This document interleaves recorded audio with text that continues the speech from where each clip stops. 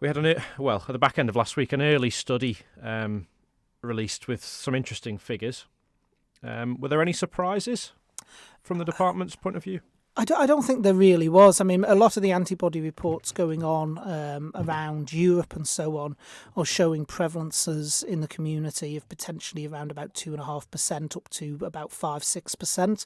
The UK, I think, is top end of that, about 6%. Their reports showing. And how do we compare? So we're showing a prevalence at the moment of 2.5%. But I do need to heavily caveat all of this because this is only the first 3,800. It really is an interim report. So we shouldn't really be drawing any firm conclusions out of this until the full study is done of the 10,000 tests. What's the reliability like of the data that has been extrapolated from that test? So like I say, in terms of the test itself, it is highly reliable. Its accuracy rate is about 97%, I think, off the top of my head. So the Abbott's test is very reliable. But obviously, one of the things we are seeing that's quite interesting, which ties in with other reports that are coming around the world, is those that have tested positive then not having antibodies a few months later.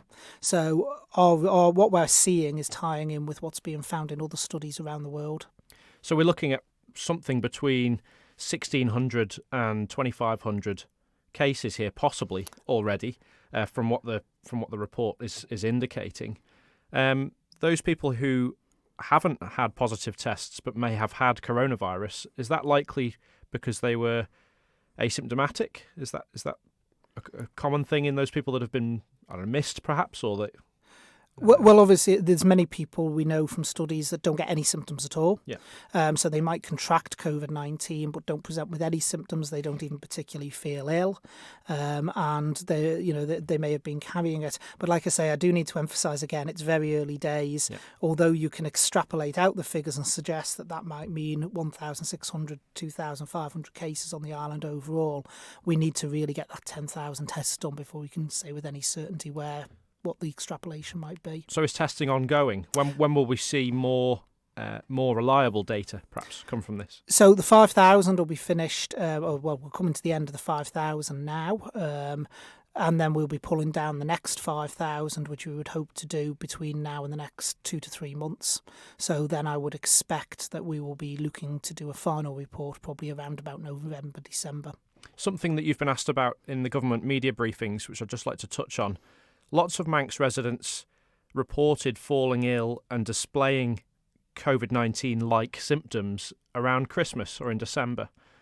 Is it possible to plot some sort of timeline based upon these tests? Well, the first thing I can say is that there's no evidence that anyone has had on the island COVID-19 from that timescale.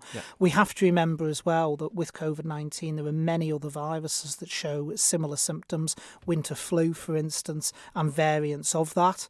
There have been people tested, I believe, who interestingly said around the Christmas time they've come back as negative for the antibodies. We've not found anyone as yet, my understanding from this, that actually we can say, actually they probably had it January, December time. Is there a way of dating positive tests with the antibody testing, or is it just a straight binary yes or no, you have or haven't had? Well, it's a straight binary because you can't say from an antibody test when someone will have had the virus, but what we can say is from the people we've done, who they've been in contact with, particularly the close contacts, but the likelihood of there actually being any cases from December and January, particularly when even the early cases in China were identified in December, is quite low. Have the results from the antibody testing informed any policy-making decisions? Obviously, the full study will go on to inform policy-making decisions. But not yet. Not just around this, but also potentially future pandemics as well, should they arise. But obviously not yet, because it is very, very early days. I do need to say this really, really is an interim report, because it doesn't even report on the first 5,000, which is the halfway point. It reports on the first 3,800.